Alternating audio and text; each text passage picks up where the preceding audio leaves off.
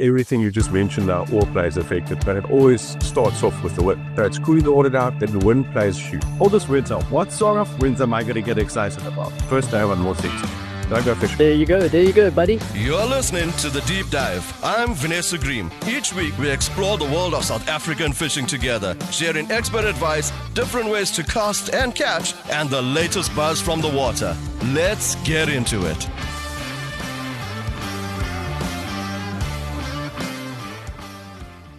Hey guys, welcome to this week's Angler News podcast, and we are talking winds with Mr. Dave Irvin. Dave, welcome to the show. Thank you. Now, before we get into it, we know that winds are extremely important when it comes to fishing. It affects a lot.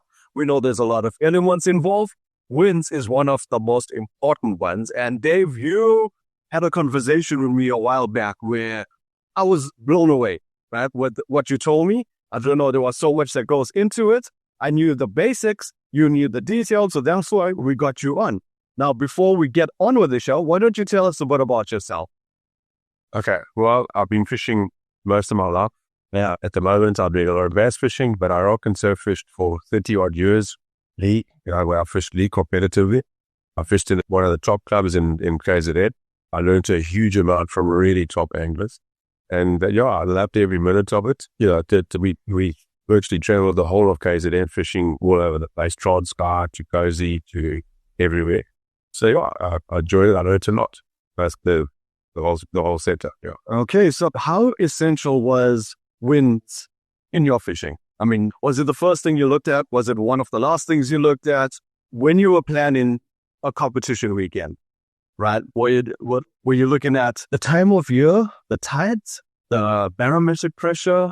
Or was it the first thing, what wind are we fishing in? The thing is, it all plays. So everything you just mentioned now all plays affected. But it always starts off with the wind. Because the wind will tell you, if the wind's blowing northeast, the barometer is actually dropping. Wind's blowing southwesterly, the barometer is picking up. If the wind is blowing west, southwest, and the barometer is picking up, that the water's cleaning up and it's warming up. So if it's blowing northeast, that the water is going to get some color in it. Because of upwelling, and the water's going to cool down. So it all plays, So the first thing you need to do when you're fishing, comparatively, and you've got a round coming up, is have a very good app that you can see what the winds are actually going to do, because they can tell you what the barometer will be, etc., etc. But at the end of the day, the wind plays shoot. All right. So why do anglers always talk about either the northeasterlies coming for a couple of days, or we're going to fish into the southwest or whatever it is? Because we're on the coast. Okay, so basically on the coast, what happens is our predominant wind is effectively a northeast. So that's when the northwesterly blows, it holds off the northeast. The northeast is going to blow, but the northwesterly will hold that off. So then what you call it, it's also known as a land breeze. Okay, so that plays as well. So we get all of it, but your predominant wind is of fishing is that a northeasterly. Yeah, that's been the competitive fishing. We were always talking about that. Yeah, as big sand sharks, diamonds, sharks, whatever. Yeah, so the result is that easterly is what we were looking for. But then again, that wind can play in terms of everything, as well as picking the sea up if it blows too hard. The sea can get big. So we're just purely talking north, right? Not northeasterlies. Yeah, look, now you can get, if you have a big cold front come through and then you have a screaming 40 knot southwest, now what happens is, you must remember, our current runs from north to south, which is the most big current. Yes. So if you get a big westerly blowing against that current, that just picks the sea up to giant size. Oh, that is why you get a big sea. Now, you are mainly talking on our east coast, or is it the same on the west coast?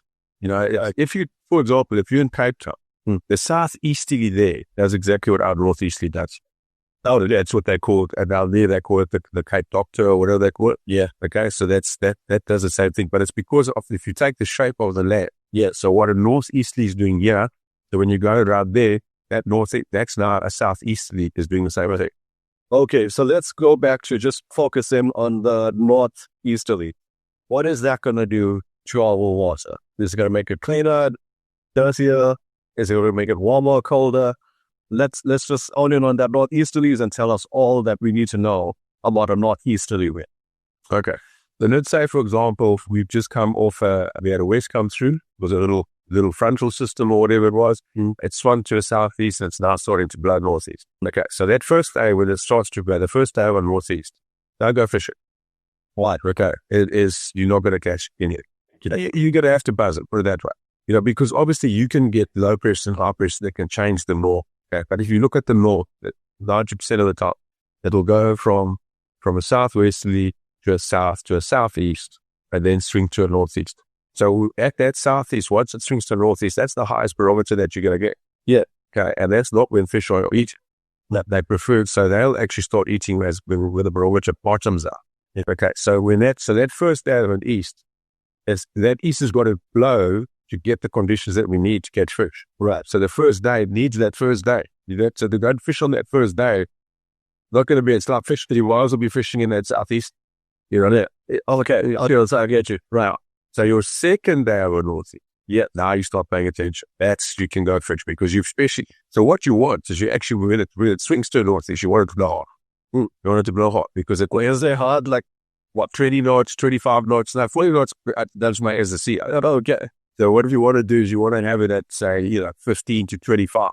It's going to do what northeasterly does. Right. And that is, so why we want the northeast. I mean, that I think is the question you really ask. Why do we want the northeast? We want the northeast is because it effectively causes upwelling. Okay, so so that upwelling is it's literally the cooler oceanic water at the bottom, okay, and bringing it to the top, and that blows in shore. So what happens is it's cooling your water down as well as giving it some cover. Okay. So right, in other words, because of all that upwelling, yes, you're getting. And in reality, you're getting nutrients coming from the bottom. That's what your bait fish start to feed on, and the bigger fish come in because you've had all of these nutrients come from cool, high in everything the fish need, basically. And so it's cooling the water down and it's giving us a much better cover. Right. The problem we had on our coastline is that we have clean water. When you get into the Eastern Cape, their water is pretty much what kind of all the time. So as alters, it's easier to catch fish. Hence, most of the nationals are held down simply because they have better conditions. We fish a hell of a lot at night, and we fish at night. We catch a lot of fish at night because we have clean water. Yes. So when the northeast is blow, it's going to give some sort of color, and then obviously it's where there's been upwelling, and then obviously there's certain spots depending on the way the coastline actually goes. Yeah. Okay. You'll find spots like, there's certain spots that are going to be very good for sandies, when that east is blowing second day, third day east is good. But then you get another problem, is that I've seen this happen, where the east blows for 6, 7, 8, 9 days. The result is it actually cools down so much that the water gets so cold that you end up getting too cold to go. Okay, so, but it doesn't happen often. But the easterly can blow for a long time. And generally speaking, it's 3, 4 days, 5 days, and then always. So Dave, fishing the summer months, northeasterly, what would we target? Okay, so for me, my thing was, as I said, socially, if I wasn't fishing tourists, I'd be fishing for sand sharks. Now the sand sharks, you start to effectively target them in November. Okay, now you must remember, November, December is full summer. So November is your good spring. Right. Okay. So especially further up north, they sandies they can start operating. The Tugela area, the sandies are operating in November. So there again, we want the east. So we want those easterlies from even before, because easterlies always good. Even in the winter it's good, but it's really good from November. So November, December, Jan, Feb, that's all your big fat fish, your honeycombs, your big earlies, all that, right through to majority of those non-head species. The majority of the non-head species. And that includes all the sharks and except grey sharks. Grey sharks can be Europe, depending on... No, sure. Yeah. Depending on, as I say, at the end of the day, you want northeasties. Northeasties are what bring those big fish. Hypothetically, we are not the competitive angler with the weekend act. Is this when we start looking more forward towards the southwesterlies? Or are we still looking for northeasterlies? Are the edibles coming through as weekend angler with the northeasterlies? Yeah, I speak certainly in the summer, dude. Are we looking for fish that mainly feed in more of the dirtier water? The brownish colored kind of water? Well, you see, that's the thing with, so for example, a stumpy will feed on banks. Okay, like this, he will also feed on around rocks. Yeah, but he will feed on banks. Yeah, so again, he's more. If you're catching sand sharks, you can catch a you get a suppy in the same level. So that's the thing. But if you're reef fishing, so if you're fishing over rocks, if you go to a place like Polito, yeah, so there, as I say, you could. Again, you must remember that the first hour west is very good because again, you're coming off a low barometer. Yeah, the water's cooled down, and the first hour west is starting to cool the water. It's starting to warm the water. Sorry.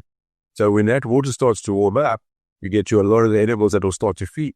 I prefer first day west, okay, and then a first day east. First day west, yeah, absolutely annihilate the grey shark. Because again, the grey sharks, to me, and this is my opinion, the grey sharks feed on water temperature. So people will say, well, you need to, a lot of competitors will actually say, oh, you catch grey sharks to the west. Well, I have absolutely annihilated them in the northeast.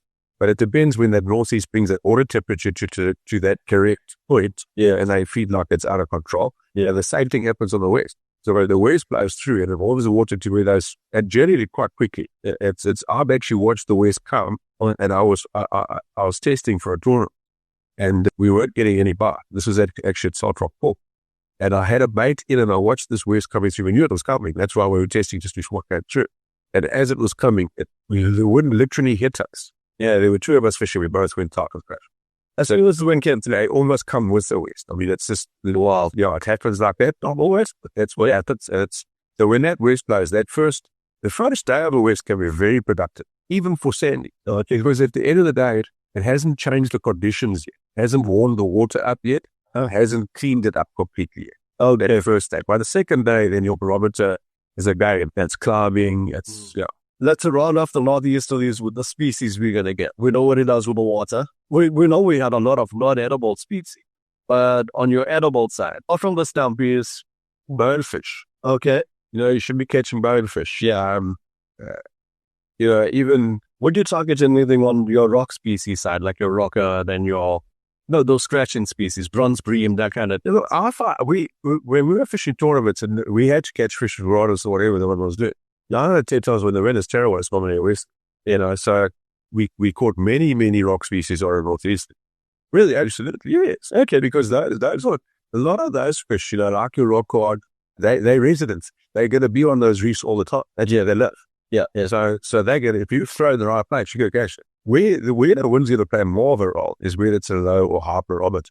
So if the northeast is being blown and that barometer is low, all fish are going to eat. Their barometer, they've got a swim bait. It's telling them that, you know what, it's time to eat because we got, effectively, they see it a low pressure as we got bad weather coming. Boom. So that's why they're going to eat. So all fish will eat on the east. But where it becomes difficult to catch animals if you've got easties blowing with 500 miles an hour, and a big sea, and it's hard to fish those reefs. Sure. So, but they will eat them in eastly, absolutely. Will they eat in the southwesterly? Absolutely. Again, going on to the southwesterly, tell us what we can expect with the southwesterlies. So what is the southwesterly going to do with the water conditions and the species that we're going to catch? Well, the southwesterly does exactly what competitive anglers don't want to handle, and that is that ultimately what it does is it warms the water up and cleans the water. So we battle to get color in our water in the first place. Yeah, so if we get a bit of color, that southwesterly will take that color away.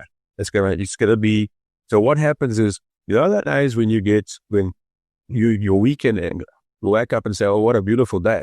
The sun is shining, it's bright blue sky, let's go fishing. Oh, that is the worst day in the world to fish because that is a day where the southeasterly will be blowing. It would have just started to blow, or it might be a light southwesterly, it's spinning to a southeasterly. And just knowing that's, if you've got sunshine, bright blue skies, there's found out fishing. But if you just, even weekend anglers, they all tell you, I've been fishing on these beautiful days, I've never caught anything. I go fishing and it's raining, it's not so clever, and they catch fish. Right. It's because the fish don't care where it is outside. It's about what that barometer is doing, and effectively what the sea condition. Oh, no, so what happens? Think about it. When you've got those bright blue skies, you've got a flat sea, because that's the other thing the southwesterly does. Flat sea, the sea. Yes, like that. So it flattens the sea, it takes any color away, and makes it more. All the things that the fish that we found don't want. Well, if you're going out to enjoy the day at the beach, that's perfect. But if you're taking a rod, horrific. And your best bet there would be to go fish for reef fish and throw one on his head. bait on his head. He lives, so he wants us to start to come past his head and he reacts for it. But you get a bet. Okay. Those are we call bluebird sky bays. I mean, they are, even for bass fishing. So then what is that saying where some guys say west is best? Why? First day. First day. Okay. So that is what we were looking for. That first day of the west. First day west can be done. Okay. Can be done. Especially if you don't have So what happens is again, we I'd have absolutely at some of the best days of my life is when I've been fishing. I was literally fishing. The northeasterly is blowing. One time I was up at together, and the northeasterly was blowing, and we were getting by. The west was coming. We actually could see the clouds. Actually, if you learn to read the clouds, you'll know that west is actually close. It's coming. And at the end of the day, the west came through. It came through hot. Came through probably 30 knots. It was back in the day when we were driving on the beach. We actually ran. It was one piece rods. Had the rods on the van, on the roof. Yeah. And we were about to leave it. That would just dropped off.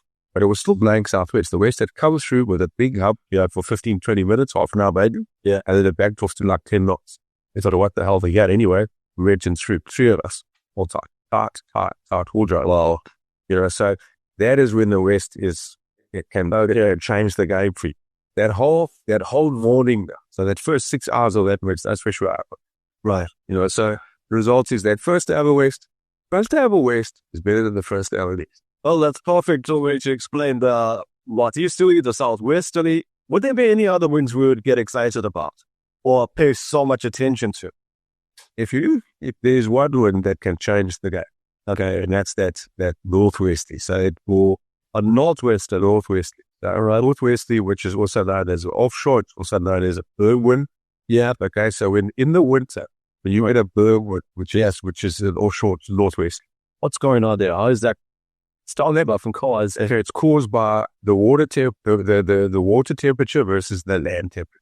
Right. Okay. So what happens is the water temperature is still warmer than what the land temperature has drowned. So if you look up in the berg area now, that's why it's called a berg wind. Yeah, it's much colder. The ground is much colder than what the sea is. The sea would be 20 degrees, 21 degrees. The land can be 16 degrees, 15 degrees. And that causes effectively like a pressure system. So it blows from the cold to the hot. The hot almost pulls it wood in. That's what a berg wind is. So now all of a sudden you could be at Walrus, and you get this massive berg wind blow. Yeah, suddenly you've got hot temperatures, in the middle of winter. Okay. Suddenly those fish think, well, what the hell's happening here? And we've caught sandies knockout in August. Wow. Okay. It's But this is on that berg wind, that northwesterly wind. All right. And that northwesterly wind doesn't just, when that happens, it's because remember in the winter you're going to get offshores every morning. Yeah. Because that's what's happening. You're having that situation where you've got very cool land, warmer water, and that causes an offshore wind. As soon as your predominant wind starts blowing, that backs off. Okay. And when you get that berg wind in winter, it's like you're getting a day or two of summer fishing in the middle of it. Wow. So that is a wind to watch out for. No fishing when you see that berg wind. The rest of it is like you see it's all a variable of those of your northeast and your south. So in other words, your northeast is 45 degrees. So if it's more towards the 90, that becomes an east northeast. Yes, okay. Yeah. So which is we way prefer a proper northeast because again, you get better upwelling on a northeast straight off us. Whereas if there's an east northeast, that's blue bottle time. It's not necessarily it's not your way you want it to move. And then if you go back the other way, go 45, and then obviously, as you get to 0, that's straight north. Yeah. Okay. So then you get your northwesties, which is the offshores of us, and then you get your straight west. Now you very seldom get that straight west unless that west northwest, unless it's an offshore or a berg wind. So that doesn't play that much. Then to keep going around, you get your southwest, which I think is 270 degrees, and then once it goes past 270, it becomes a southeast. So your southeasterly is effectively coming off your west, which is when your province is the highest. So we don't like southeasters at all. Your straight east is not what we want either, because a straight east is just coming off a southeast, which is also not particularly good. But when it swings around, playing the proper northeast, that's really awesome. That offshore in the morning, very good. Yeah. But what we, as a fisherman, you want to know, northeast, cooling water down, giving it color, catch giant fish. southwesterly flows first day. You could still carry on doing the same thing and catch lots of other stuff. And you also catch a lot of game fish will come and operate. You know, like if you're spooning and whatever, you'll catch your first day of a west. You'll also catch your jingies, keys, and snook and stuff like that if it's not calm. For this winter, what sort of winds am I going to get excited about? Because, I mean, there's more of your edible species coming out. Like, I'm talking about your shad and, like I said, the garrick, the kingfish. What sort of wind am I looking for there? Or surely I'm not looking for the northeasterly. I think I'm going to go for more cleaner water. And you're going to also you're going to probably fish more at night. Yeah, you're going to catch, unless you're fishing reefs. Yeah, reefs can be as productive as light out fishing. Yeah, you're fishing on a reef because you're throwing at it. He's living. You're not trying to pull him to a bait. Yeah, you still are, but the point is that's where it is. No, it's like sail fishing. Yeah, but you basically want to fish at night. So your carp very prominent out knowledge. Okay, very prominent. Okay, so before we round off, now that was winds, right? We'll obviously for the shows we're going to talk about moon phases, which I'm sure goes in with tides. We're going to talk about the barometric pressure. These are all the elements that are involved. Wind does it link up with any of them, or does it link up with all of them? Do we check only two? They actually all into it because it effectively. I mean, you look at the wind is what for example, your barometer is going to go up and down based on the wind. It's measuring pressure. Now, what's happening is what causes wind is you got it's moving from a high pressure to a low pressure, or low pressure to a high pressure. Yes, and that's effectively that's what the barometer is picking up. So the result is the wind and the barometer is one and the same to in a lot of ways, because ultimately, for example, I can look at the barometer on my watch and see that the barometer is dropping. Well, I know that it's blowing northeast. Yeah. Okay, because it's not going to drop on anything else. Right.